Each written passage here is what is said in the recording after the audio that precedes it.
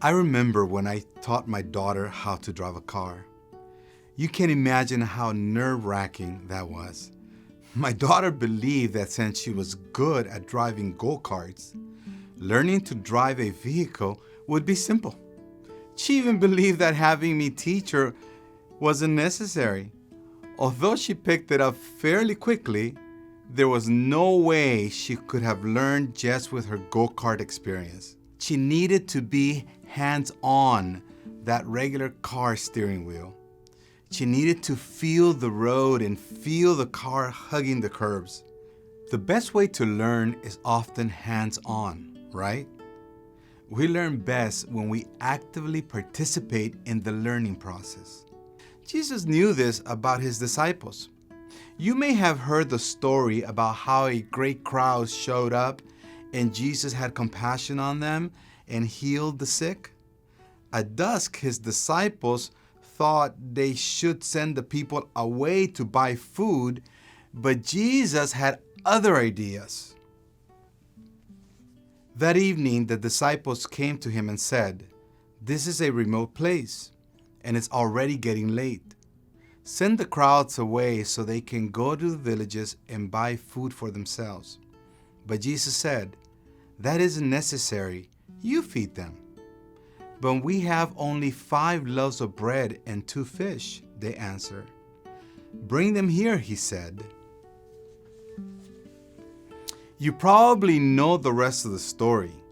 After having the crowd sit down, Jesus gave thanks, blessed, and broke the loaves and fish. And the disciples passed the food out to 5,000 men, plus women and children. Everyone ate and was full, and the disciples picked up 12 baskets of leftovers. They had a hands-on experience when they participated in blessing others. And as a result, they learned a lot about how God's kingdom works. Jesus could have just told them what he was going to do. He could have explained with words how his Father was going to take those 5 loaves and 2 fish and feed all those people.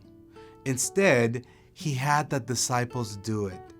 They passed out the food to all those people, and they were the ones who picked up all the leftovers. The disciples got to participate in feeding more than 5,000 people.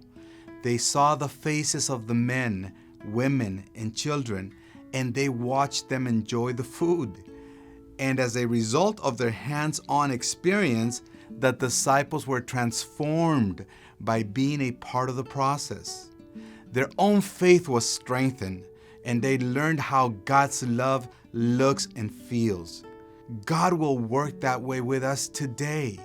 He lets us participate in hands-on acts of blessing for others so that we are transformed as part of the process. We learn, like the disciples did, that we are part of God's kingdom on earth when we engage in hands-on participation wherever we see God at work. When we do it, whatever that hands-on participation looks like, people's lives are changed, and so are we. May you know the transforming power of hands-on participation with God today. Mi nombre es Heber Ticas, hablando de